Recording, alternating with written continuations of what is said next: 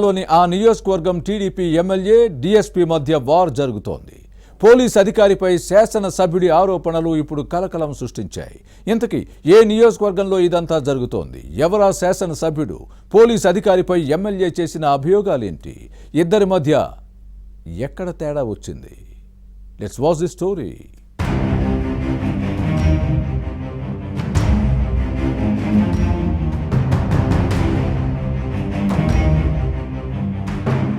ఏ ప్రభుత్వం పవర్లో ఉన్నా అధికార పార్టీ నేతలు తమ మాటే చెల్లుబాటు కావాలని అనుకుంటారు.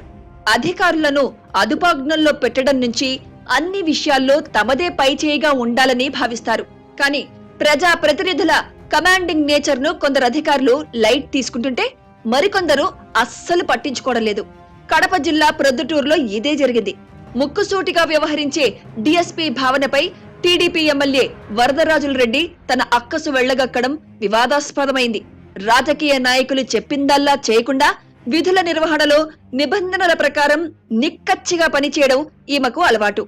డీఎస్పీ మనస్తత్వాన్ని శాసనసభ్యుడు అర్థం చేసుకోకుండా ఆరోపణలు చేయడం విమర్శలకు తావిస్తోంది. ట్రైనింగ్ పూర్తయిన తర్వాత భావనకు ప్రొద్దుటూరులో పోస్టింగ్ ఇచ్చారు. అయితే ఈమె అవినీతిపై ఉన్న ఆసక్తి విధుల్లో చూపించడం లేదని ఎమ్మెల్యే వరదరాజుల రెడ్డి వాదన.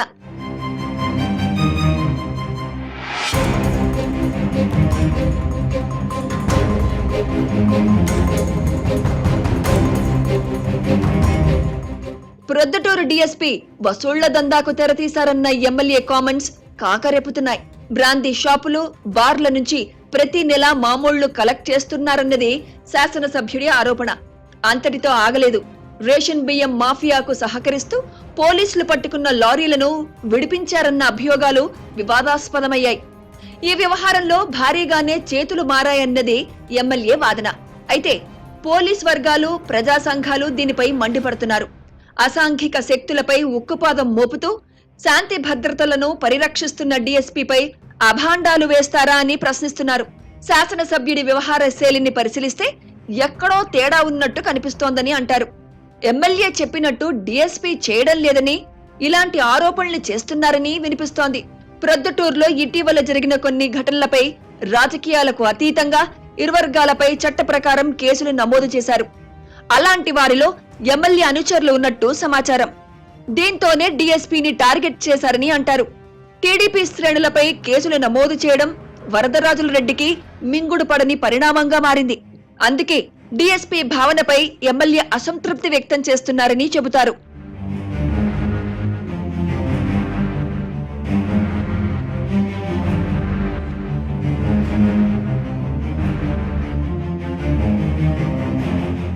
ప్రొద్దుటూరు అంటేనే సత్తా మార్కెట్, క్రికెట్ బెట్టింగ్స్ కు అడ్డా అంటారు.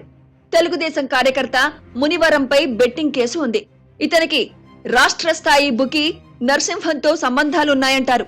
అతన్ని రప్పించి వసూలు పర్వానికి పాల్పడే క్రమంలోనే మునివరంపై అక్రమ కేసు పెట్టారన్నది ఎమ్మెల్యే వాదన. ఒకవేళ మునివరం బెట్టింగ్ కు పాల్పడుతున్నారని నిరూపిస్తే క్షమాపణ చెప్పడానికి సిద్ధమని సవాల్ విసిరారు వరదరాజుల రెడ్డి.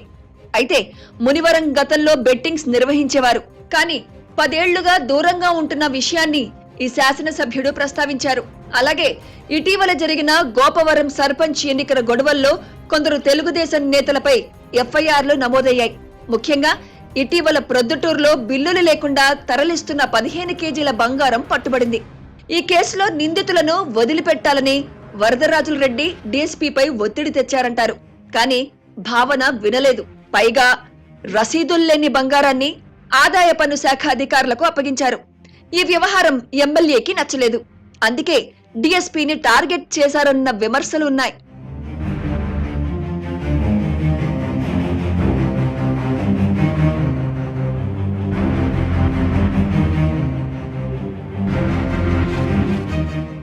మరోవైపు ప్రొద్దుటూరు ఎమ్మెల్యే వరదరాజుల రెడ్డి చేసిన ఆరోపణలు ఇప్పుడు తెలుగుదేశం పార్టీని ఇరుకున పెట్టాయి.